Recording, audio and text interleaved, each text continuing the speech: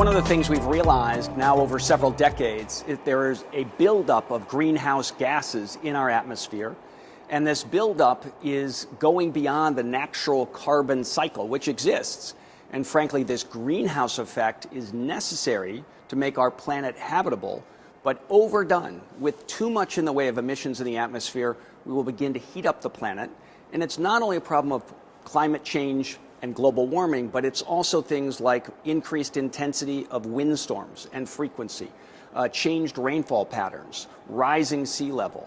And all of this we're beginning to worry. We see signs of coming at us. And this could be very damaging, both from an economic point of view and from a personal, human life point of view. So there is now an intense effort to find ways to bring down those emissions and also at the same time now to invest in adaptation. Le principal enjeu du changement climatique, c'est tout simplement le bien-être de l'humanité sur cette planète. Et le bien-être, pas seulement de l'humanité, mais de toutes les espèces vivantes. Le climat est en train de se dérégler. C'est un peu comme la température du corps humain. Quand vous êtes à 37 degrés, ça va. Quand vous montez à 38, c'est déjà moins bien. Quand vous êtes à 42, c'est vous êtes près de la mort. Eh bien, le climat, la température moyenne à la surface de la Terre est déjà en train de s'accroître. On a déjà 1 degré de plus. Les scientifiques nous disent si on continue comme ça, c'est-à-dire comme si de rien n'était, eh bien nous aurions une hausse de la température de l'ordre de 4 à 5 degrés à la fin du siècle, avec des catastrophes climatiques extrêmement graves. Déjà, la mer est en train de monter parce que c'est une des conséquences du réchauffement climatique, mais c'est également des sécheresses, des cyclones comme à New York, comme aux Philippines l'an dernier. Donc, des moments extrêmement difficiles pour le genre humain. People and nations should have this at the top of their priority list because the consequences of climate change with rising oceans and increased severity of storms and droughts and floods means that for our children and our grandchildren, I have 10 grandchildren, they won't have the life that we've enjoyed, and indeed in many places we won't have life at all. For instance, the small island states, many of them will be covered with water and will have to be evacuated.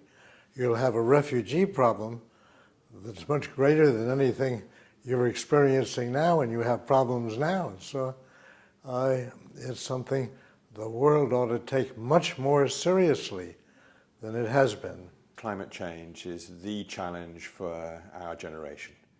And of course, because it's a very substantial problem that has long history behind it and will last a long time, it connects the generations. So it connects what I do right now with my children and their children, and it makes me realize the central place of energy in our economic system.